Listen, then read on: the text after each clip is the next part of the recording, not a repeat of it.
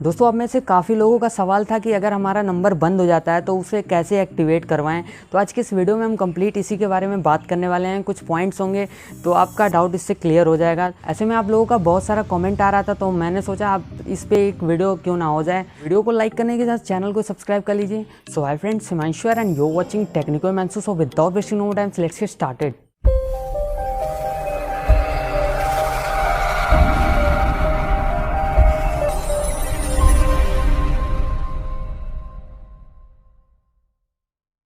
तो दोस्तों यहाँ पे हम सबसे पहले बात करते हैं कि आखिरकार आपका जो सिम है वो बंद क्यों होता है। तो बंद होने का कारण क्या है, इसके बारे में पहले हम बात कर लेते हैं। तो यहाँ पे दोस्तों से सबसे पहला रीज़न ये है कि आपका अगर सिम है वो 90 दिनों से बंद है, उस पर ना कोई इनकमिंग कॉल्स हुई हैं ना कोई आउटगोइंग कॉल्स हुई हैं।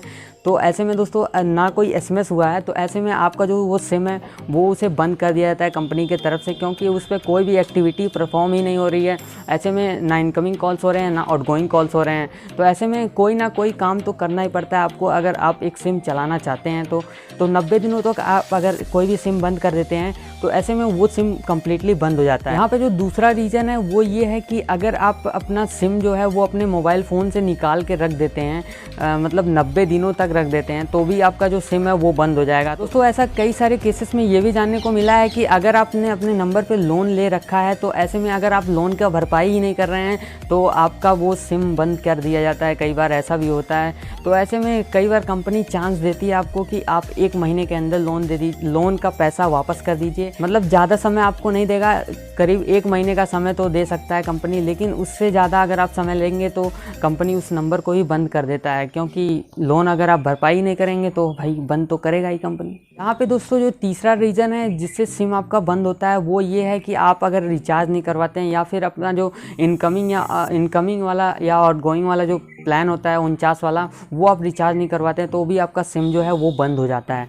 तो ऐसे केस में भी आपको रिचार्ज करवाना पड़ सकता है। तो ऐसे में कई लोग ये भी कहते हैं कि मतलब उनका रिचार्ज ख़त्म हो जाता है और वो कहते हैं कि हमारा सिम बंद हो गया है। तो ऐसे में आपका सिम कई बार बंद नहीं होता है। उसमें क्या होता है, इनकमिंग या आउटगोइंग कॉल्स जो होते हैं वो बंद कर दिए जाते हैं, क्योंकि आपने रिचार्ज ही नहीं करवाया है महीने से, या फिर 1 महीने या 2 महीने से रिचार्ज ही नहीं करवाया है। तो ऐसे भी केस में होता है कि आपका इनकमिंग और आउटगोइंग सिस्टम जो है वो कम्प्लीटली बंद कर दिया जाता है। तो ऐसे भी केस में आपको रिचार्ज करवाना पड़ता है, जो कि 49 रुपये मिनिमम रिचार्ज होता है।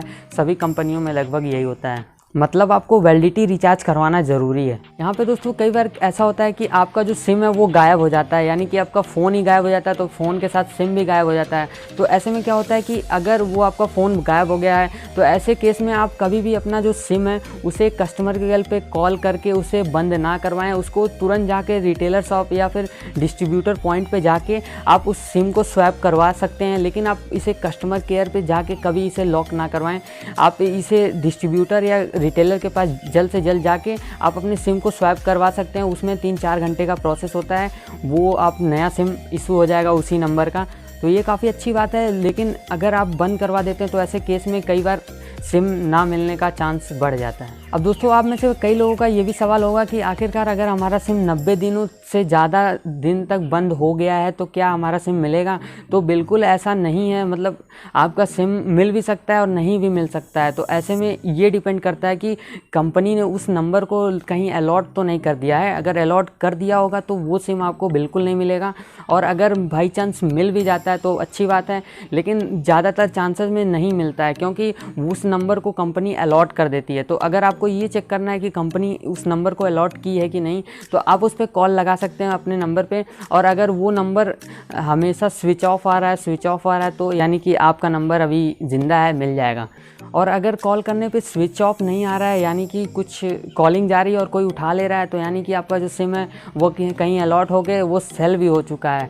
तो ऐसे में उस सिचुएशन में आपको वो सिम बिल्कुल नहीं मिलेगा। दोस्तों अब हम यहाँ बात करते हैं कि अगर आपका सिम जो है वो गायब हो गया है या फिर टूट गया है तो आपको क्या करना पड़ेगा। तो ऐसे केस में आपको क्या करना है कि आपको रिटेलर या डिस्ट्रीब्यूटर शॉप पे जाके सिम स्वैप करवा लीजिए। वो सिम स्वैप के प्रोसेस में आपको 4 से 8 घंटे का टाइम लगता है, और ऐसे में आपका जो नंबर है वो आपको 4 से 8 घंटे के अंदर आपको मिल जाता है। और हाँ, अगर आप सिम स्वैप करवाने जा रहे हैं तो आपका वही डॉक्यूमेंट लगेगा जो कि डॉक्यूमेंट पिछले मतलब जो नंबर है आपका, उसमें जो डॉक्यूमेंट आपने अटैच करके सिम अपना एक्टिवेट करवाया था वही डॉक्यूमेंट आपको देना पड़ेगा सिम स्वैप के समय, क्योंकि उसी डॉक्यूमेंट पे एक्टिवेट होगा। नहीं तो वो सिम ऐसा रहता तो किसी के डॉक्यूमेंट में कोई भी अपना सिम ऐसा हेर फेर कर लेता, तो ऐसे में ऐसा नहीं है और आपको वही डॉक्यूमेंट देना पड़ेगा जो डॉक्यूमेंट आपने पहले अटैच करवाया था।